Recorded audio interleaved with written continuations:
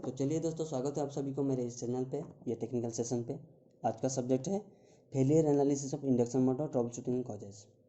ये बहुत इंपॉर्टेंट चीज़ है। अगर आपको मेरे हर एक वीडियो अपडेटेड चाहिए तो प्लीज़ सब्सक्राइब कर दीजिए और बेल आइकन पे क्लिक कर दीजिए ताकि मेरा कोई वीडियो आपसे छूटे ना। मेरा हर एक वीडियो उन लोगों के लिए जो लोग ITI डिप्लोमा और BTech किए हैं इलेक्ट्रिकल सब्जेक्ट में, जो लोग फ्रेशर्स हैं, जॉब सीकर्स हैं, इंटरव्यू के लिए जा रहे हैं, इंटरव्यू फेस कर रहे हैं, उन लोग के लिए, और उन लोग के लिए भी जो लोग RRB JEE, loco pilot, power grid, electricity board, DRDO ये सभी जगह पे अप्लाई कर रहे हैं और जॉब के लिए सीख कर रहे हैं और प्रिपरेशन कर रहे हैं, उन लोग के लिए सभी है। तो स्टार्ट। मोटर स्टॉल्स, मोटर चल नहीं रहा, इसका मतलब क्या हो सकता है? Wrong application, overloaded motor, low voltage, open circuit, mechanical locking, bearing और at air gap, power contact at connection. चलिए बता देता हूँ। रॉन्ग एप्लीकेशन, कहीं पे मोटर लगनी चाहिए आप दूसरी जगह पे लगा दिए हैं, जहाँ पे ज़्यादा रेटिंग का चाहिए आप कम रेटिंग का लगा दिए हैं, जहाँ पंप रेटिंग का चाहिए आप गियर में रेटिंग का लगा दीजिए। तो ये सब चीज़ से रॉन्ग एप्लीकेशन से मोटर बंद हो सकता है। ओवरलोडेड ऑफ मोटर, लोड बढ़ गया, ओवरलोडेड हो गया तो मोटर बंद हो जाएगा। लो वोल्टेज, वोल्टेज लो हो जाएगा तो फिर मोटर आपका बंद हो जाएगा। और सीधी सी बात है, इलेक्ट्रिकल का कोई भी इक्विपमेंट आपका अगर वोल्टेज लो हो गया तो वो बंद हो जाएगा। रेटेड वोल्टेज चाहिए। ओपन सर्किट, कहीं पे लाइन ब्रेक हो गया है, कट हो गया है, पावर बंद है, तो ये सब चीज़ के लिए मोटर बंद हो सकता है। मैकेनिकल लॉकिंग इन बेरिंग और एयर गैप, बेरिंग एक चीज़ ऐसा चीज़ है जो मेन फंक्शन है रोटेशनल के लिए रोटर का, मोटर का। तो अगर बेरिंग में खराबी हो जाए, प्रॉब्लम हो जाए बेरिंग से जो है, तब भी मोटर चलेगा नहीं। और एयर गैप, एयर गैप जो है रोटर और स्टेटर के बीच में जो मिनिमम क्लियरेंस रहता है 3 से 5 mm तक, वो अगर आपका गड़बड़ हो जाए, मिसबैलेंस हो जाए, तो आपके क्या होगा, रोटर और स्टेटर के साथ स्क्रैच आ जाएगा, फ्रिक्शन हो जाएगा, तो मोटर चलेगा नहीं। पावर कॉन्टैक्टेड कनेक्शन, कनेक्शन अगर आपका लूज है, कनेक्शन नहीं किए हैं, तो फिर वहाँ पे भी मोटर बंद हो सकता है और वहाँ पे फ्लैश भी हो सकता है, हेवी फ्लैश होता है। तो ये जो चीज़ है ये कॉमन सी चीज़ है हर एक मोटर के लिए, हर एक इलेक्ट्रिकल अप्लायंसेस के लिए। जहाँ पे जितना लोड है वहाँ उतना ही चाहिए, तो हो गया। सेकेंड चीज, motor connected but does not start, क्या हो सकता है? नो सप्लाई वोल्टेज, वोल्टेज नहीं हो सकता है। वन फेज ओपन, तीनों फेज में से एक फेज कट हो गया है, पावर नहीं है, कहीं पे ट्रिप कर गया है। वोल्टेज टू लो, सेम ये भी है कि अगर वोल्टेज लो है तो ये सब चीज़ के कारण मोटर स्टार्ट नहीं होगा। मे बी ओवरलोडेड, ओवरलोड हो गया तो मोटर स्टार्ट नहीं होगा। रोटर डिफेक्टिव और वाइंडिंग डैमेज, अगर रोटर डिफेक्ट है, रोटर का बार डिफेक्ट है या एंडिंग में कोई प्रॉब्लम है, तो अगर रोटर में कोई प्रॉब्लम होता है तो टॉर्क जनित कोई भी प्रॉब्लम आ सकता है, तो इसके चलते मोटर चालू नहीं होगा। वाइंडिंग डैमेज, अगर जानते हैं अगर वाइंडिंग मेन चीज़ है, अगर वाइंडिंग डैमेज हो गया तो फ्लक्स जनरेट नहीं होगा, फ्लक्स जनरेट नहीं होगा तो रोटर में करंट जनरेट नहीं होगा, अगर करंट जनरेट नहीं होगा तो फिर रोटर टर्क्स नहीं हिलेगा, स्टार्ट नहीं होगा। Mechanical locking bearing and power connection, अगर सेम चीज़ है, बेरिंग में अगर मैकेनिकल लॉकिंग हो गया, बेरिंग डैमेज हो गया, बेरिंग सील हो गया, तब भी मोटर नहीं चलेगा। पावर कनेक्शन कर दिए हैं, लूज है, कॉन्टैक्ट नहीं हो पा रहा है, उसके चलते मोटर चलेगा। प्रॉब्लम ऑन लोड साइड, एक बहुत बड़ी चीज़ है, इशू है।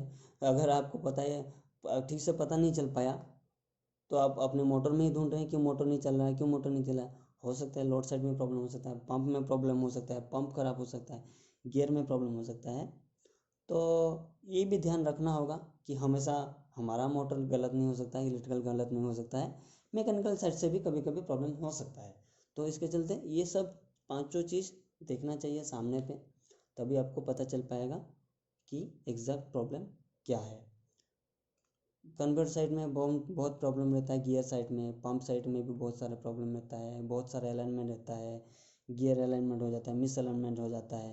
तो ये सब चीज़ में अगर हम लोग ठीक से नहीं देखेंगे तो फिर दिक्कत हो सकता है। तो ये सारे चीज़ जो है कॉमन सी चीज़ है जो इंटरव्यू पूछते हैं कि नॉर्मल क्या प्रॉब्लम हो सकता है, कि हम लोग मोटर कनेक्ट किए हैं, उनका क्वेश्चन ऐसा रहता है, मोटर कनेक्ट किए हैं, सप्लाई दे रहे हैं, चल क्यों नहीं रहा, क्या प्रॉब्लम हो सकता है। तो ये बेसिक सी कुछ चीज़ें हैं जो सबको बतानी चाहिए, सबको जाननी भी चाहिए। तो ये सब रीज़न है। जैसे रोटर बार डिफेक्ट, किसी को पता नहीं चलता है, रोटर बार डिफेक्ट हो जाता है, बार क्रैक कर जाता है, तो उसके चलते क्या होता है, मोटर में प्रॉब्लम हो जाता है। लेकिन मोटर दिखता ठीक है क्योंकि ऊपर से हमको रोटर दिखता नहीं है। ना कि बेरिंग दिखता है।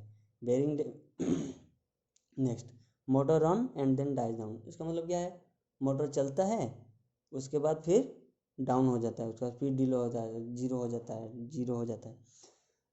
तो क्या है, पावर फेलियर हो सकता है एक रीज़न। सबको पता है कि एक ही रीज़न है, मोटर नहीं चल रहा है, लाइट नहीं चल रहा है, हीटर नहीं चल रहा है, गीज़र नहीं चल रहा है, पावर फेलियर हो सकता है, कॉमन सी चीज़ है।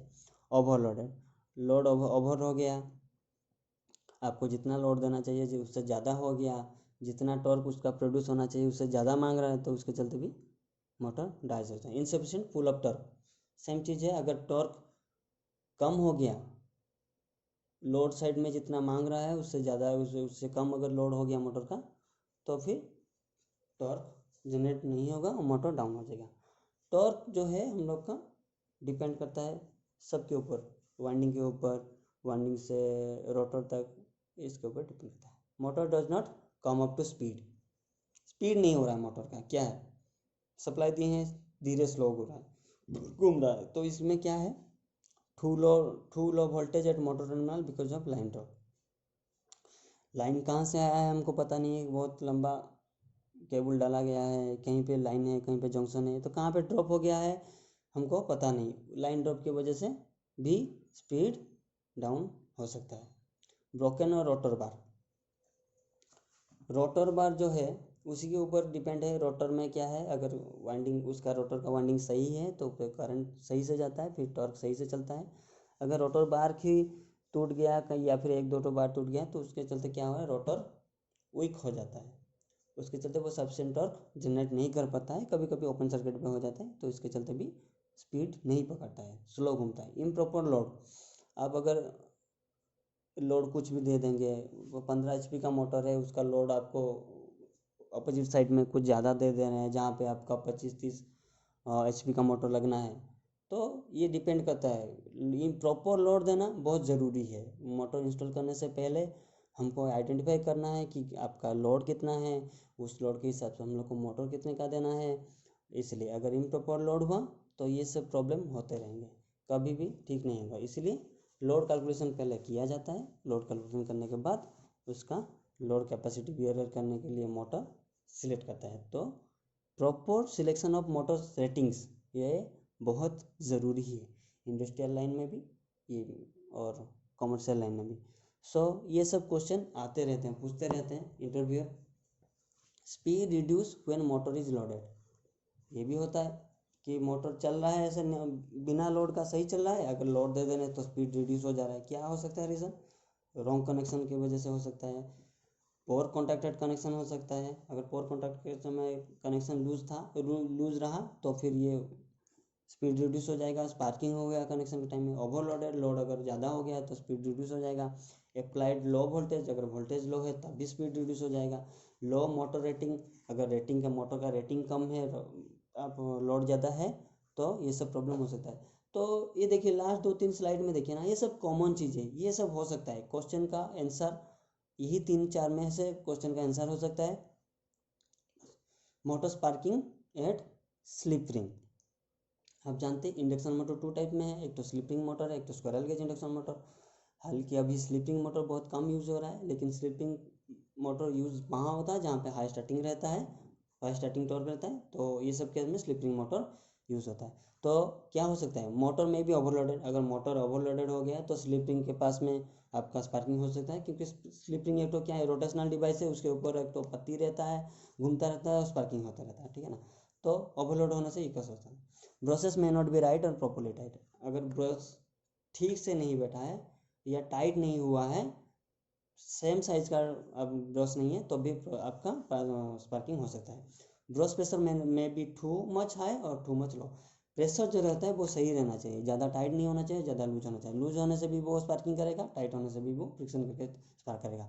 सरफेस ऑफ स्लिपिंग में भी रफ डाटी, और अगर स्लिपिंग का सरफेस में आपका डस्ट है, डाटी है, रफ है, तब भी आपका स्पार्किंग होगा। Mixing of different grade of brushes, आजकल मार्केट में बहुत सारे मटेरियल का मिल रहे हैं, बहुत मिक्सिंग ग्रेडेड का मिल रहे हैं, तो ये सब चीज़ हो सकता है स्पार्किंग एट स्लिपिंग मोटर में, क्योंकि और स्पार्किंग ये होता भी है क्योंकि वो हर टाइम रोटर घूमता है, रोटर्स के साथ स्लिप रिंग घूमता है, और एक हम लोग का जो पट्टी रहता है टाइप का वो कनेक्ट होके रहता है, तो इसके लिए ये सब होता है। तो ये सब कॉजेस हैं आपके मोटर स्पार्किंग के लिए। मैं बोल देना चाहता हूँ कि स्लिपिंग मोटर ज़्यादा मेंटेनेंस मांगता है, इसी कुछ फैसिलिटी की वजह से कि स्लिपिंग स्टैंडर्ड है, एडिशनल रेजिस्टेंस यूज़ होता है, तो यही सब प्रॉब्लम है। इसलिए स्लिपिंग मोटर का यूजेस अब इंडस्ट्री में कम हो गया है, इसका मेंटेनेंस बहुत ज़्यादा है, इसमें प्रॉब्लम भी ज़्यादा आता है, इसमें कॉस्ट भी इसका ज़्यादा रहता है। तो अभी हाल ही फिलहाल में स्लिपिंग मोटर अभी इंडस्ट्री से कम हो जा रहा है। तो ये सभी चीज़ें हैं, कुछ कुछ चीज़ें हैं फर्स्ट सेशन में, नेक्स्ट सेशन में और भी कुछ लाएंगे, तो ये सब कॉमन चीज़ है। तो अगर आपको थोड़ा भी आपको अच्छा लगा मेरा चैनल, ये चैनल मेरा स्टार्टिंग अभी शुरू किया है, 1-2 वीडियो फिलहाल